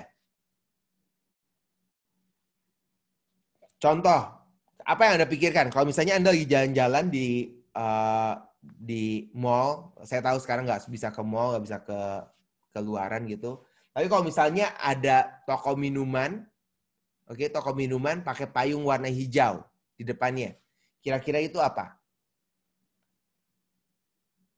Kalau jawaban Anda toko kopi, berarti Anda suka ngopi. Saya kalau dari jauh, saya lihat ada, saya pergi ke satu kota, kalau saya lihat ada payung hijau, wah, saya suka tuh, saya langsung mau ke arah sana. Ternyata warung makanan, salah. Soalnya kalau di beberapa tempat, di belahan dunia ini dan di dunia yang lain, di seluruh dunia, kalau misalnya toko minuman payung hijau, biasanya terasosiasi dengan satu perusahaan yang menjual kopi. Contoh yang lain, kalau Anda lihat botol kaleng minuman warna merah, kira-kira itu apa? Kalau Anda lihat, nah yang ini di seluruh Indonesia bisa kelihatan tuh. Kalau misalnya ada toko handphone pakai lampunya warna hijau, kira-kira tokonya itu toko apa? Merek apa? Atau kalau misalnya ada toko handphone yang lampunya warna biru, nah birunya ini ada biru terang, ada biru gelap. Kalau biru terang itu apa, biru gelap itu apa? Dari jauh bisa nggak Anda lihat? Oh, itu ada toko A. Oh, itu ada toko B. Oh, itu ada toko C. Nah, strategi yang sama bisa Anda gunakan untuk bisnisnya Anda. Anda gunakan warna yang Anda buat, yang Anda pilih sesuai dengan brandnya Anda. Kita mau bangun warna dari brand yang Anda kerjakan saat ini, brand dari perusahaan yang Anda kerjakan. Bagaimana cara membangun warna? Membangun warna ini harus konsisten di setiap aktivitasnya kita. Kalau kita menggunakan warna orange, maka setiap kali warnanya adalah orange. Kalau warnanya adalah merah, maka setiap kali warnanya merah. Bahkan bukan cuma konsisten di setiap aktivitas, untuk aktivitas brand, konsisten di konsisten untuk Anda sebagai pemilik bisnisnya pun bisa konsisten. Jadi Anda pakai bajunya selalu orange, bajunya selalu pink, selalu merah, dan seterusnya. Dan kalau bisa bangun warna yang unik. Warnanya itu hanya untuk bisnisnya Anda, warnanya hanya untuk perusahaannya Anda. Ada beberapa perusahaan yang warnanya sangat unik sehingga menggunakan warna hexa. Nanti saya akan tunjukkan kepada Anda apa itu maksudnya hexa. Hexa adalah satu warna yang digunakan oleh para desainer untuk menentukan gambar, menentukan warna sebuah logo, sebuah tulisan atau brand activity-nya kita. Oke. Untuk membangun warna-warna untuk bisnisnya Anda bisa menggunakan tools seperti Colors. Jadi Coolors, COOLORS.co. Oke. Ini adalah satu tools yang bisa kita gunakan untuk membangun warnanya kita.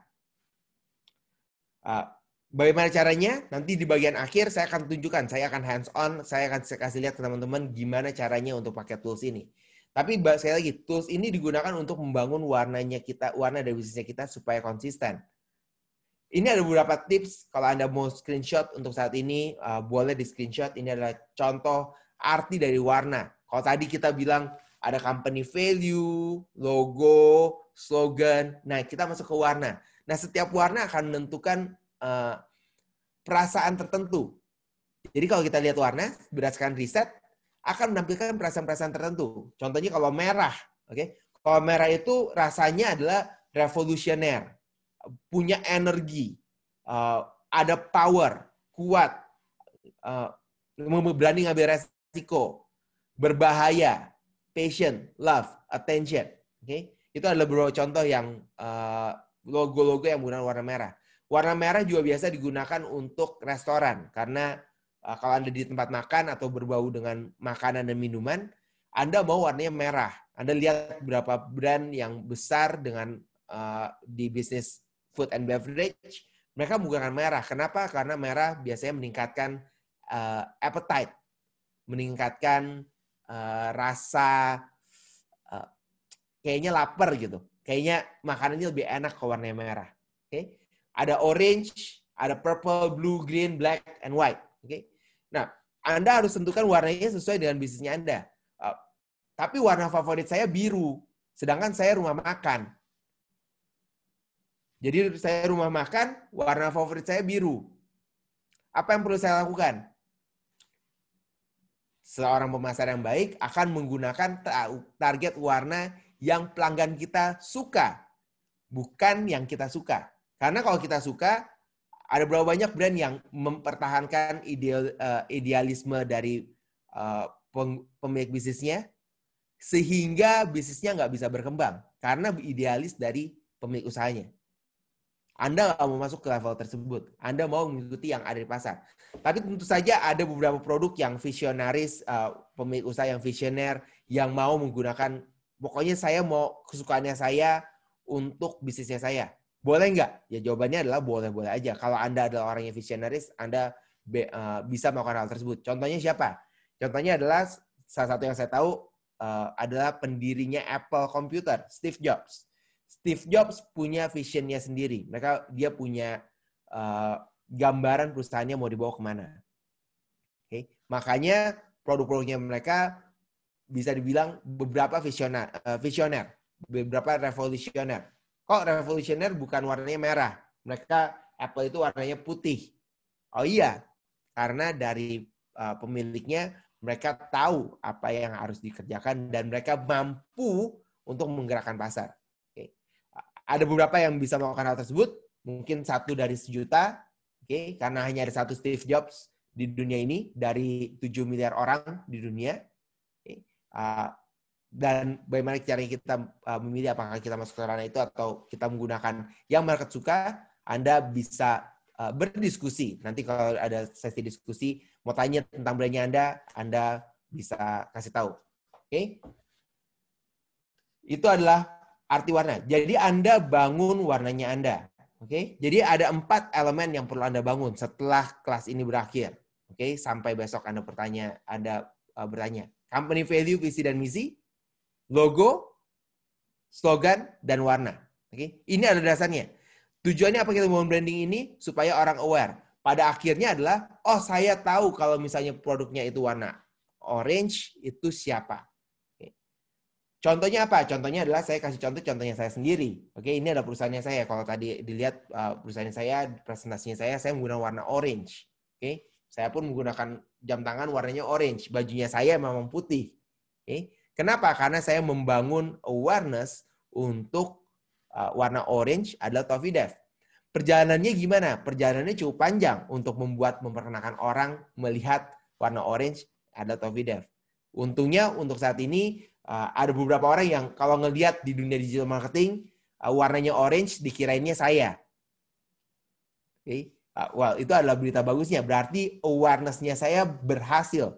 Contohnya saya berhasil. Karena pada saat kita mau branding bukan hanya tentang warna, oke? Bukan hanya tentang logo, bukan hanya tentang slogan, tapi warna yang lebih banyak dilihat sama orang juga bisa kita gunakan. Oke? Jadi kalau di Toffee Dev semuanya warna orange. Jadi semua event kita warnanya orange. Nah, beberapa pertanyaan yang suka ditanyakan kalau saya ngomongin tentang branding adalah harus mulainya dari mana? Kita mulainya dari mana? Mulainya adalah mulainya dari company value, visi, dan misi. Susah banget bikinnya. Boleh nggak sambil jalan? Jawabannya adalah boleh, tentu saja boleh. Toffee Dev kita nggak bangun visi misinya kita dari awal. Saya juga membangun visi misi Toffee Dev berulang kali dirubah. Oke? Kenapa dirubah? Karena ada visinya kayaknya nggak serak ya, kayaknya nggak pas, kayaknya nggak sesuai. Tapi itu ada cara yang salah juga di awal. Oke? Kita mulai usaha tanpa memiliki visi dan misi. Dan di awal perjalanan saya di Toffee Dev, awalnya itu kita nggak punya arah. Kita baru punya visi misi itu setelah 4 tahun apa 5 tahun kita berdiri. Okay. Pertumbuhannya setelah kita punya visi dan misi itu jauh lebih besar dibandingkan sebelumnya. Kalau sebelumnya kita mengikuti air kemanapun air mengalir. Nggak tahu mau ngapain ya ini. Sejak saya diperkenalkan tentang visi dan misi, baru kita ketahui, oke, apa yang harus kita lakukan. Dan itulah logo Toffee Dev yang Anda lihat sekarang. Di sebelah presentasinya saya, di sebelah kanan bawah. Itu ada logonya kita. Oke, logonya tetap warna orange. Semua aplikasi brand setelah saya mengerti tentang hal-hal ini. Oke, jadi jangan tungguin seperti saya 4-5 tahun nggak tahu mesti ngapain. Kalau Anda bisa mulai sekarang, Anda udah tahu sekarang, maka Anda harus aplikasikan di dalam bisnisnya Anda. Oke. Nah, bagaimana kalau sudah mulai bisnis, belum melakukan branding? Seperti yang saya bilang, sekarang adalah saat yang tepat untuk Anda mulai memikirkan tentang brandingnya Anda. Mulai dari hal-hal kecil. Oh, saya udah punya packaging. Kemarin udah bilang packaging, udah bilang logistik. Oh, saya udah punya packaging, udah cetak 10.000, tapi warnanya belum sesuai sama saya. Apa yang dilakukan? Jangan cetak baru. Oke. Kalau punya budget untuk cetak baru, saya akan sarankan cetak baru. Oke. Tapi kalau belum, kalau kita masih udah ada ya stoknya, maka kita habiskan terlebih dahulu, okay, baru sambil memikirkan apa branding yang tepat setelah produk itu selesai, produknya habis. Jadi packaging mungkin dirubah, logonya mungkin dirubah dan seterusnya. Okay? Karena merubah brand itu nggak semudah saya ngomong. Kalau saya ngomong harus rubah brand sekarang, wah terus Anda rubah brandnya sekarang. Terus yang dimarahin saya. Oh kemarin ikut pelatihan, kata pelatihnya harus rubah brand. Waduh, berat di sayanya. Ntar ditelepon suruh benerin brandnya. Oke. Nah, ini ada yang tanya dari Abdul Wahid dari Banten. Untuk membuat brand logo, visi dan misi sebaiknya menggunakan berapa warna dan bagaimana cara memadukannya. Menggunakan berapa warna? 1 warna utama. Oke, 1 warna utama. Jadi kalau warna orange itu adalah warna utamanya kita. Nah, pada saat kita membuat warna, kita bisa memilih 4-5 warna yang sesuai dengan brandnya kita, yang bagus. Nanti saya akan tunjukkan gimana caranya kita milih warnanya kita. Oke? Setelah ini, setelah materinya kita selesaikan dan dimasuk ke langkah-langkah yang harus dilakukan. Besok kita ada sesi tanya jawab. Setelah acara ini, kalau ada waktu istirahat, saya sarankan Anda untuk mengerjakan tugasnya. Apa aja tugasnya? Nanti saya bagikan di langkah terakhir. Oke? Sekarang kita mulai dulu nih dari kita baru bangun fondasinya untuk membangun brandnya kita. Sekarang kita udah punya brand, logo, kita udah punya warna. Oke, warnanya kita adalah A, warnanya kita adalah biru, warnanya kita adalah orange. Kita akan melakukannya. Sekarang kita mau ada di mana-mana untuk di dunia online. Caranya gimana? Sebelum kita berada di mana-mana di dunia online, kita harus mengenal digital assetnya dulu untuk kita melakukan pemasaran secara online. Oke, jadi masih panjang nih perjalanannya. Nggak cepat, nggak praktis, tapi cukup praktis karena Anda belajar ini hanya 2 jam. Nggak perlu belajar 3,5 tahun untuk belajar branding, untuk belajar marketing. Nah, kita harus tahu digital asset kita itu di pemasaran online itu ada apa aja. Apa yang dimaksud dengan digital asset? Digital asset adalah satu properti yang kita miliki atau kita gunakan di dunia online untuk mempromosikan produknya kita. Contoh-contoh digital asset, kita bisa punya website kita sendiri, kita bisa punya social media account, oke, Instagram, Facebook, LinkedIn, dan seterusnya. Kita bisa punya di e-commerce atau marketplace. Oke, ini adalah digital asset. E-commerce atau marketplace, kalau Anda yang jualan produknya di e-commerce atau marketplace, maka Anda mau punya toko di e-commerce tersebut, di marketplace tersebut. Tapi kalau Anda jualnya bukan produk, maka mungkin Anda nggak gunakan marketplace. Tapi dari digital asset ini, Anda harus memiliki semua aset yang bisa kita miliki. Kenapa? Karena website akan memberikan satu hal, social media account akan memberikan satu hal yang lain. Kenapa hal ini penting? Kenapa kita mau punya semua propertinya kita di digital asset? Karena dengan kita memiliki properti kita, kita bisa meningkatkan brand awareness kita. Karena kita mau, sekali lagi, goals-nya adalah bagaimana kita berada di mana-mana. Gimana caranya? Yang pertama adalah kita harus gunakan digital asset ini sebagai identitas bisnisnya kita. Kita membangun business identity. Kalau orang ngelihat, orang tahu bahwa itu adalah punya kita. Langkah pertama yang harus Anda miliki di dunia digital asset pada saat Anda mendaftarkan sesuatu adalah gunakan nama yang sama. Sebisa mungkin gunakan nama yang sama. Di tempat saya namanya TofiDev. Semua digital asset yang kita gunakan namanya adalah TofiDev. Kita nggak pakai TofiDev lalu ada Tofi International, Tofi atau nama pribadinya saya Ryan Tofi dan segala macam. Untuk bisnis saya menggunakan semuanya namanya adalah nama yang sama. Sebisa mungkin Anda memiliki nama yang sama. Kalau namanya udah diambil sama orang gimana? Maka kalau tanya saya akan mengganti namanya. Karena saya tahu seberapa penting digital asset tersebut. Tapi udah terlanjur gimana? Ya kalau udah terlanjur, Anda harus membangun dengan lebih susah untuk nama tersebut. Oke. Jadi selalu gunakan nama yang sama untuk di semua digital asset.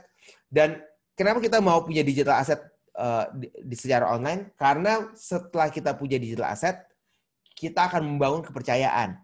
Apalagi kalau semuanya konsisten warnanya, semua konsisten logonya, semua konsisten produknya.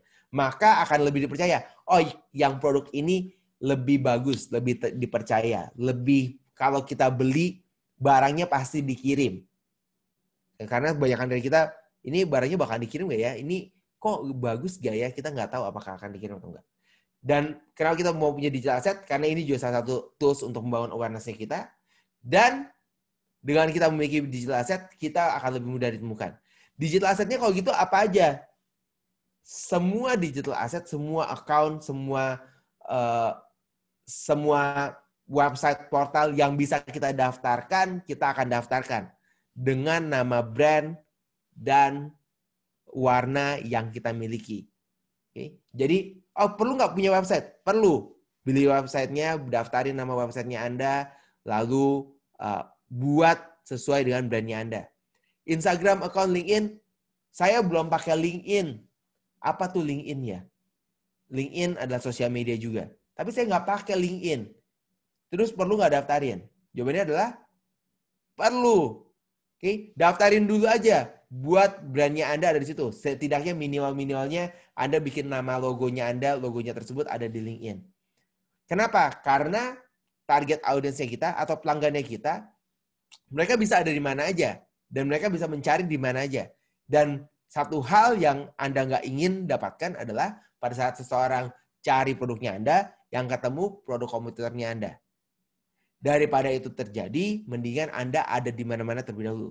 Toh membuat account di Instagram, membuat account di Facebook, membuat account di LinkedIn, Anda nggak perlu biaya. Kan? Semuanya gratis. Anda bisa bikin untuk di YouTube, Anda e-commerce, ada banyak e-commerce di Indonesia, Anda bisa daftarin ke semuanya. Kebanyakan dari mereka nggak bayar untuk bikin toko di tempat mereka. Anda bikin terlebih dahulu. Terus kalau nggak diurusin gimana? Yang penting Anda ada dulu. Oke? Anda bisa bilang bahwa toko Anda tutup. Anda bisa bilang bahwa produknya habis. Tapi setidaknya pada saat orang mencari di marketplace tersebut, mereka bisa melihat bahwa Anda ada di situ. Nah, itu adalah salah satu cara gimana kita bisa berada di mana-mana. Pertanyaan yang biasa ditanyakan mengenai hal ini, apakah harus memiliki website? Jawabannya adalah, saya sangat mendorong atau saya sangat menyarankan untuk memiliki sebuah website. Kenapa? Karena website adalah salah satunya properti yang kita miliki. Okay. Kalau di sini punya rumah, pengen punya rumah, rumahnya mau punya sendiri atau kontrak? Punya sendiri lebih enak katanya. Okay. Nah di bisnis online, yang kita punya sendiri apa? Ya website-nya kita. Sosial media kita ngontrak. Kita ngontrak sama Facebook, kita ngontrak sama Instagram. Oke. Kalau apa sih yang gak enak dari kontrak? Dari kontrak adalah kita harus tahu peraturan yang punya rumah. Okay. Instagram punya peraturan sendiri, Facebook punya peraturan sendiri. Kalau punya rumah sendiri, bebas semau gue katanya. Apapun yang kita melakukan boleh dilakukan. Nah, jadi kalau bisa Anda punya website, maka itu ada properti Anda sendiri. Anda bisa mengembangkan website Anda dengan sangat besar ataupun Anda melakukan promosi atau Anda bisa melakukan banyak hal di dalam website-nya Anda. Pertanyaan berikutnya adalah, dari semua digital asset, apakah harus memiliki semuanya? Saya sarankan untuk mendaftarkan semuanya. Kalau Anda udah daftarkan semuanya, jangan lupa untuk diingat username dan password semuanya. Biasanya ada beberapa orang yang pakai buku catatan, jadi dibikin buku, semua isinya username dan password supaya nggak lupa, itu juga boleh Anda lakukan. Okay? Kalau Anda secara digital, ada beberapa password manager, atau Anda di komputer, di laptop, ada beberapa, Anda bisa save password. Oke? Okay? Itu ada digital asset. Kita akan lanjut terlebih dahulu. Karena saya tahu ada banyak pertanyaan yang mau ditanyakan. Nanti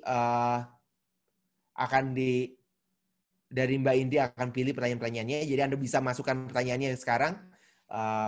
Dan akan dipilih pertanyaan-pertanyaan yang bisa saya jawab di bagian akhir. Tinggal 2 lagi untuk yang akan kita pelajarin. Jadi saya akan mencoba untuk selesaikan dalam 15 menit. Strategi, bagaimana kalau kita udah punya. Jadi dari awal tadi kita udah tahu siapa pelanggannya kita udah bangun brandingnya kita, awareness-nya kita, positioning kita udah bangun digital assetnya kita. Sekarang baru kita mau gimana caranya kita ada di mana-mana. Nah, untuk bisa berada di mana-mana, caranya adalah dengan kita memiliki konten, konten yang bisa dibagikan, yang bisa diakses oleh para pengguna kita, dan bisa ditemukan pada saat pengguna kita mencari atau melihat sesuatu yang berhubungan dengan bisnisnya kita. Bagaimana caranya kita membangun sebuah konten? Satu yang kita perlu ingat bahwa konten adalah sesuatu yang membangun internetnya kita. Tanpa konten, internet itu nggak ada. Tanpa video webinar seperti ini, maka nggak ada yang mengakses internet. Kalau kita nggak ada video di YouTube, maka YouTube nggak bisa ngapa-ngapain. Jadi konten adalah yang membangun internetnya kita. Tanpa konten, nggak ada yang bisa dilakukan dari internet. Nah, karena kita tahu bahwa konten yang membangun internet, kita perlu tahu jenis-jenis konten yang bisa diakses oleh orang-orang melalui internet. Ada 4 jenis konten yang bisa kita akses. Ada berapa jenis? Ada 4 jenis. Yang pertama adalah teks, tulisan. Tulisan adalah yang paling dulu sebelum zamannya video, gambar, pada saat era-era awal internet, semuanya berdasarkan teks. Kita kayak baca buku. Setelah teks, kita bisa juga kontennya bentuknya adalah video. Video, bergambar. Video. Okay? Lalu ada gambar dan ada audio. Ini adalah 4 jenis konten, 4 format konten yang bisa diakses secara online. Dan ini adalah 4 format konten yang bisa kita buat sebagai bisnis. Jadi kita bikin konten itu apa aja ya? Teks, video, gambar, atau audio. Pertanyaannya adalah yang mana yang paling populer? Yang mana yang paling banyak diminati orang-orang? Jawabannya adalah video. Oke, video yang paling atraktif untuk orang-orang. Kalau kita bikin video, orang bisa stay, nonton proyek kita, baca konten yang kita buat. Lihat yang konten yang kita buat. Yang paling nggak menarik adalah teks. Apalagi di Indonesia, teks. Oh, nggak ada yang baca buku teks tebal-tebal. Aduh, panjang kali lebar ke bawah, scrolling terus. Wah, itu panjang banget. Saya malas bacanya. Kalau ada teks sama video, lihatnya yang mana? Video. Tapi dengan konsep yang sama, yang paling sulit untuk dibuat apa? Video. Karena buat video nggak segampang itu. Oke? Oleh karena itu, alternatif lain selain video adalah kita bisa menggunakan gambar. Bagaimana dengan audio? Audio masih mencoba untuk naik. Bagaimana caranya untuk audio di internet mulai naik? Saat ini lagi ngetren yang namanya podcast. Jadi podcast adalah salah satu tempat untuk membagikan konten dalam bentuk audio. Okay? Jadi ini adalah 4 jenis format konten yang bisa kita buat. Nah, untuk kita buat konten, kita perlu tahu nih, kontennya yang kita buat itu untuk apa. Nah, ini ada tipe konten. Saya temukan ada 3 tipe konten yang bisa kita buat. Jenis konten yang kita bisa buat. Yang pertama adalah pasif, yang kedua outbound, yang ketiga adalah inbound. Konten apa yang kita buat? Tadi ada formatnya. Nah, ini adalah tipe kontennya. Okay? Untuk yang pasif, konten-konten seperti apa sih yang kita buat yang bentuknya adalah pasif? Contohnya adalah web copy. Kalau kita bikin konten di website kita, itu adalah pasif. Kita harus bikin kontennya. Nanti kalau ada orang masuk ke dalam website kita, mereka akan baca kontennya kita. Okay. Tagline dan slogan. Ini juga termasuk pasif. Kita buat sekali dan kita nggak rubah-rubah. Slogan jangan dirubah-rubah. Kita udah bikin slogan sekali, terus, oh udah bagus ya, besok rubah lagi. Besoknya rubah lagi. Enggak. Jadi slogan minimal setahun Anda gunakan slogan yang sama. Kalau mau ganti, ya setelah 1 tahun, kalau emang nggak ada respons, nggak bagus, baru Anda ganti lagi. Okay? Tapi Anda mau menggunakan slogannya. Slogannya kalau bisa seumur hidup, seumur brand Anda gunakan slogan yang sama. Nggak bisa hilang. Kayak tadi ada yang beberapa yang nggak bisa hilang. Orang pintar minum, nah itu udah bisa hampir seumur hidup untuk slogan tersebut. Kalau dirubah, akan merubah brandnya lagi. Jadi kalau bisa jangan dirubah. Okay? Ya ini adalah bentuk konten yang kita bikin sekali. Bentuknya adalah pasif. Kita bikin sekali dan kita tinggalkan begitu saja. Tapi di saat yang sama, ini adalah konten yang harus terus-menerus kita buat. Yaitu namanya adalah outbound content. Okay? Kita bikin email campaign, bagaimana kita menulis penawaran. Ad copy itu iklan di tulisan di iklannya kita. Biasanya banner, bentuknya banner. Okay? Dan sales script. Sales script itu adalah bagaimana kita menjual. Sales script sangat penting karena pada saat kita menjual di dunia online, orang hanya bisa melihat dari layarnya kita. Jadi kalau kita jualan, benar kita nggak bisa ngomong. Saya nggak bisa ngomong sama Anda untuk beli produknya saya secara online.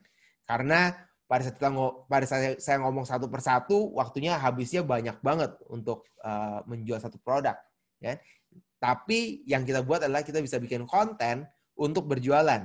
Nah, bagaimana caranya kita menulis konten tersebut? Nah, ini adalah tantangan yang cukup besar di dalam pemasaran online. Bagaimana sih caranya supaya orang tertarik? Bagaimana sih caranya supaya orang mau beli pada saat melihat produknya kita? Karena pada saat mereka beli produknya kita, mereka belum tentu akan langsung beli. Ya, kita harus menawarkan kepada mereka supaya mereka bisa beli. Dan ada inbound content. Inbound content itu ada blog, sosial media, e-books, white papers. Ini adalah konten-konten yang kita buat untuk menarik orang masuk tempat kita.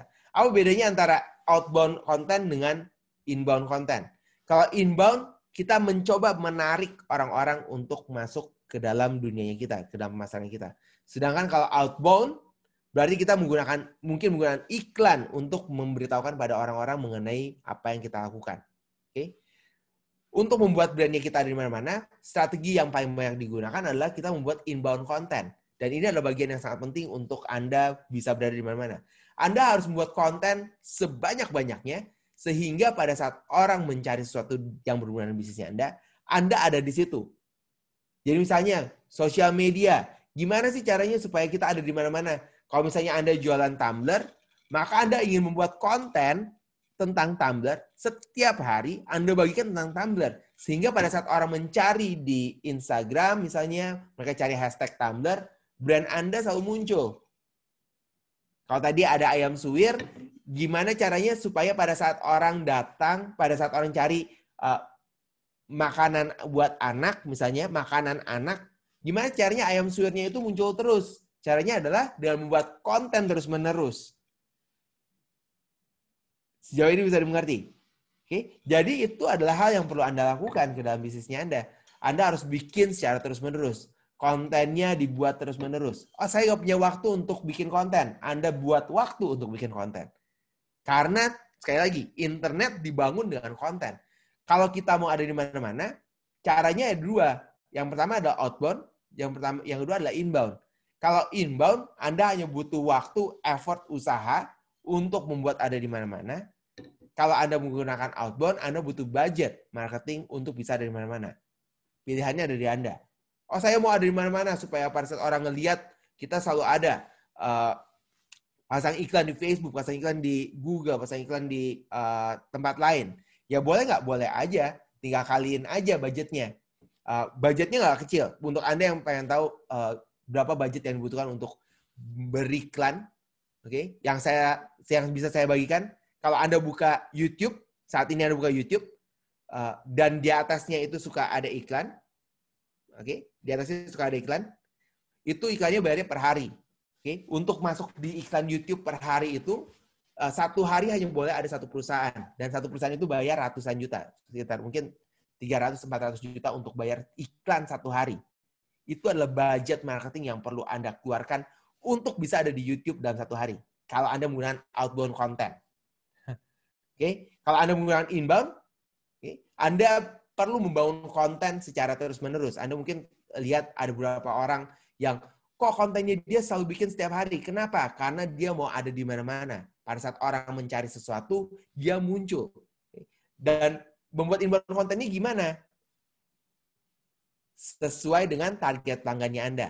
Makanya tadi saya bilang target pelanggan ini sangat penting. Karena pada saat target pelanggannya Anda siapa, target pelanggan itu akan mencari sesuatu yang berhubungan dengan apa yang mereka sukai.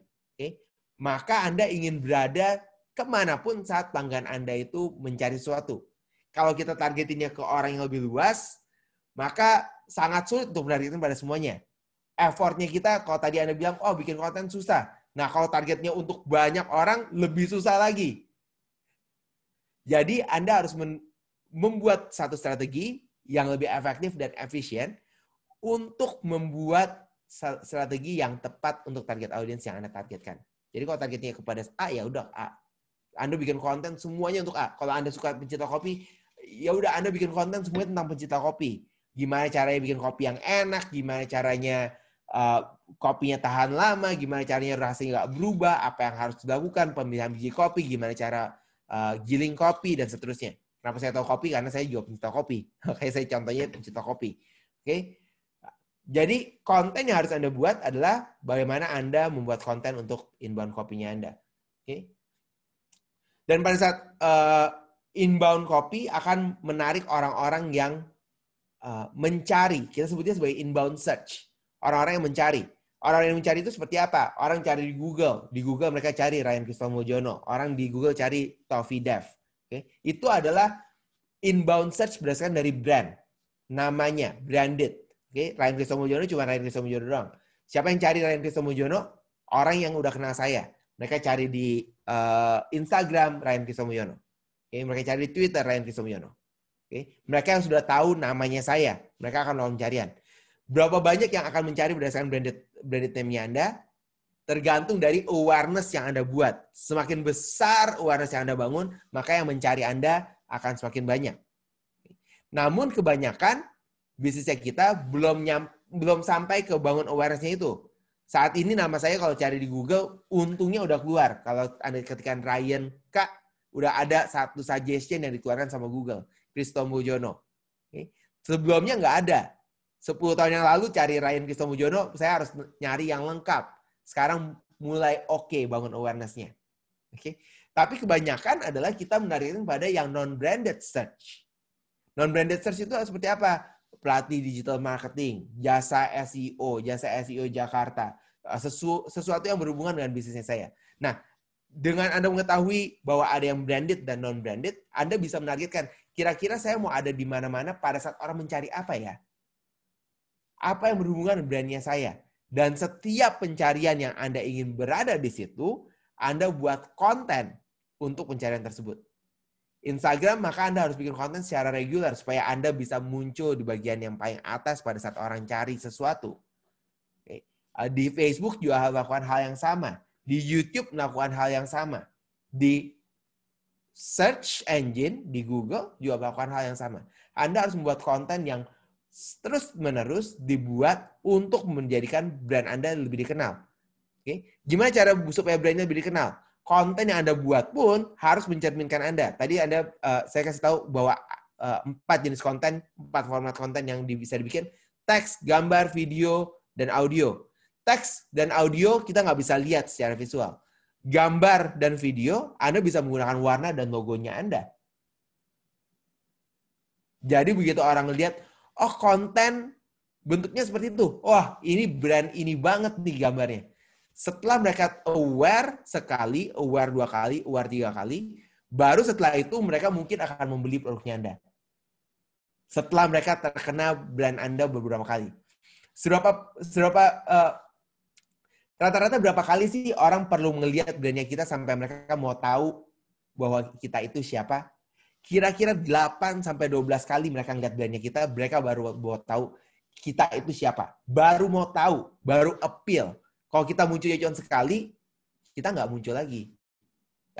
Orang itu nggak akan aware. Tapi kalau muncul sekali, 2 kali, 3 kali, 4 kali, baru pertanyaannya, ini siapa sih muncul terus? Ini siapa sih? Kenapa brand ini selalu muncul ya kalau saya cari ini ya? Baru dia cari tahu siapa kita.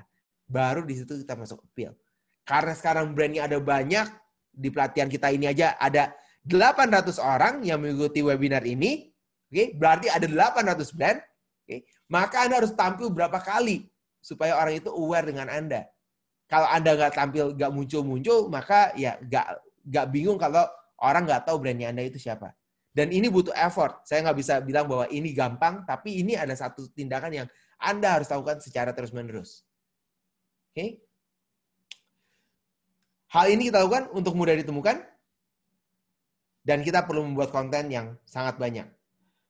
Berapa banyak konten yang perlu kita buat? Jawabannya adalah sebanyak-banyaknya. Minimal adalah Anda harus bisa konsisten dalam membuat konten. Artinya apa? Artinya kontennya kalau Anda bisa bikinnya sehari 1, Anda konsisten sehari 1. Jangan bikin hangat-hangat ayam. Gitu ya. Maksudnya apa? Oh, saya baru ikut pelatihan nih pagi-pagi, udah dikasih motivasi, udah kasih semangat untuk bikin konten. Saya akan bikin konten 10 hari ini. Oke, 10 konten, besoknya nggak bikin konten lagi. Jangan. Oke. Kalaupun Anda ingin membuat konten, 10 satu hari, Anda harus bisa distribusikan secara konsisten. Nah, itu adalah salah satu kunci yang lain. Yaitu Anda harus mendistribusikan secara konsisten. Satu persatu. Kalau Anda bilang bahwa bikin kontennya didistribusikan sehari 1, maka Anda distribusikan sehari 1. Anda bilang distribusikan konten itu sehari 2, maka Anda distribusikan konten itu sehari 2. Anda bisa simpan konten yang Anda sudah buat, dan Anda bagikan secara berurutan, secara dibagi-bagi. Okay? Konten seperti apa yang perlu dibuat?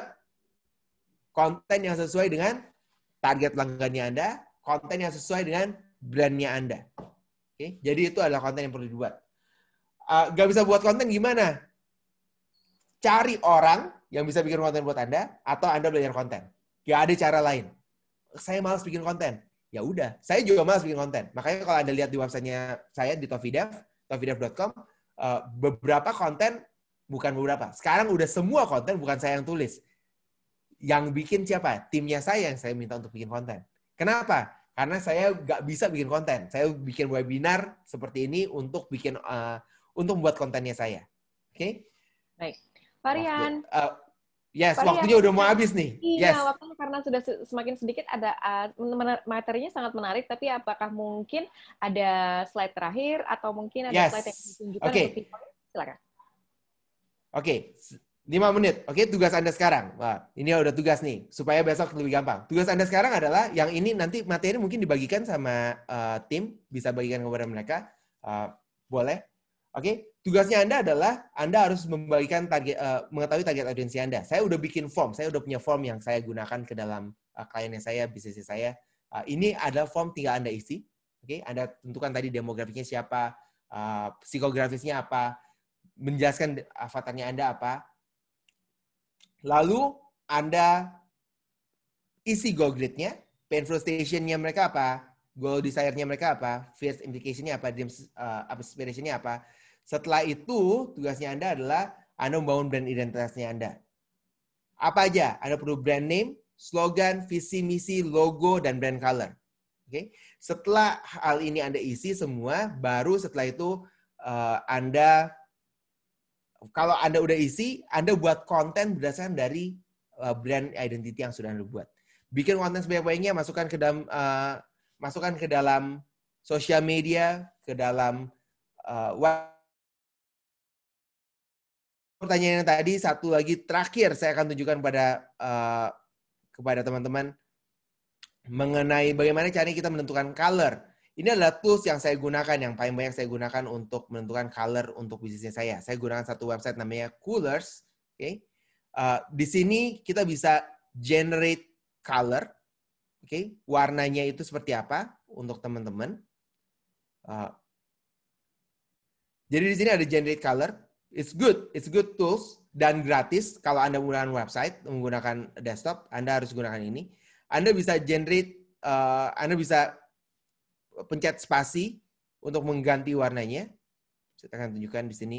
Anda membuat warnanya. Warna yang biasa disarankan berapa? Saya sarankan warnanya sekitar 5. Kenapa 5? Karena dengan 5 kita bisa lebih mudah untuk memilih warna yang lain. Oke? Anda bisa pilih warnanya, Anda pilih spasi-spasi sesuaikan dengan warnanya Anda. Kalau Anda bingung warnanya mau seperti apa ya, Anda bisa explore warnanya. Anda daftar di Coolers, oke? Anda pilih 5 warna yang sesuai dengan warnanya Anda. Oh, saya suka warna ini ya, saya suka warna yang ini. Anda bisa copy. Dan di sini ada tulisannya F77, F00. Ini adalah hexa, oke? Ini adalah warna yang Anda bisa berikan pada desainer untuk bikin konten atau bikin warna logo sesuai dengan warna yang Anda pilih. Dan ini adalah tools yang banyak digunakan juga oleh para desainer. Oke,